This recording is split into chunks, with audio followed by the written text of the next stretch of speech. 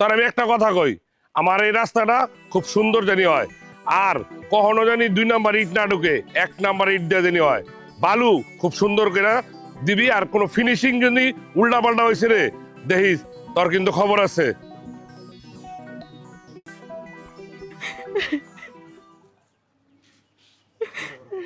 এই দাঁড়ান,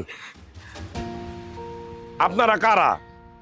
আপনাকে তো আমার এলাকায় কখনো দেখি নাই, আর কিছুদিন যাবত দেখতেছি আপনারা জায়গায় জায়গায় জায়গায় জায়গায় গিয়া সাহায্য চাইতেছেন। আপনাদের কি সমস্যা? বাজান, আমার স্বামী দুটো কিডনি নষ্ট হয়ে গেছে। আমারও শরীরটা অনেক খারাপ।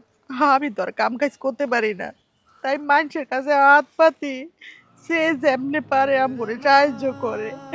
আর কিছু মানুষ আছে যাদের মন পাষাণের মতন, তারা যেমনি খুশি অমনি আমরে অপমান করে।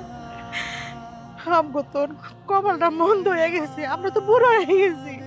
আমগো তো মূল্য কারো কাছে নাই। আল্লাহ তো আমার উপরে নেয় নাই।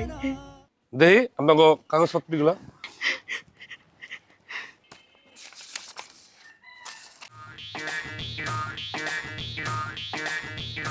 এগুলো তো সব ভুয়া কাগজ। সত্যি করে কন্ত দেখি আপনাকে আসল কাহিনী কি? আপনি ঠিকই কইছেন, এটা ভুয়া কাগজ, এটা সত্যি না। আমরা দুইজনেই সুস্থ, আমাকে টাকা পয়সা বাড়িঘর সব আছে, কিন্তু একটা পরিস্থিতির কারণে আমরা আজকে রাস্তায় নামতে বাধ্য হয়েছি।